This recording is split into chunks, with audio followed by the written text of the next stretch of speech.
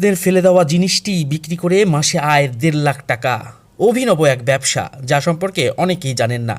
আপনি প্রতিদিন বাজার থেকে মাছ কিনে কেটে নেন, আর সেই মাছ কাটার সময় মাছের যেসব আঁশ ফেলে দিচ্ছেন সেগুলোই একজন মাছের বাজার থেকে সংগ্রহ করে নিচ্ছে। পরে প্রতি কেজি বিক্রি করছেন 100 টাকায়। সারাদিন এক একজন বিভিন্ন বাজার ঘুরে ঘুরে 10 কেজি আঁশ সংগ্রহ করতে পারে, যা থেকে বিক্রি হয় 5,000 টাকার। আর মাস শেষে এই হিসাব দাঁড়ায় 1.5 লাখ টাকায়। এখন প্রশ্ন হলো, এই মাছের আঁশ দিয়ে কি হয়? এগুলো মূলত বিদেশে রপ্তানি হয়। মাছের আঁশের বিশ্বব্যাপী নানাবিধ ব্যবহার রয়েছে। মাছের আঁশে থাকে কোলোজেন, যা খাদ্য, ওষুধ, ফুড সাপ্লিমেন্ট ও কসমেটিক শিল্পে ব্যবহার হয়। কোলোজেন নামক একটি পণ্য বিক্রি হয় ইউরোপ এবং যুক্তরাষ্ট্রের বাজারে।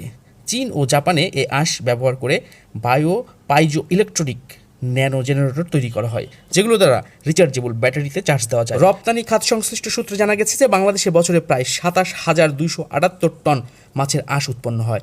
এর মধ্যে 90% রপ্তানি হয়। মূলত Japan, Hong Kong, Singapore, Malaysia, Thailand ও চীনে এসব আঁশ রপ্তানি হয়।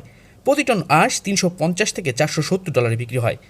রপ্তানি উন্নয়ন ব্যুরোর সমীক্ষা অনুযায়ী বাংলাদেশে বছরে 200 কোটি টাকার মাছের আঁশ রপ্তানি করে।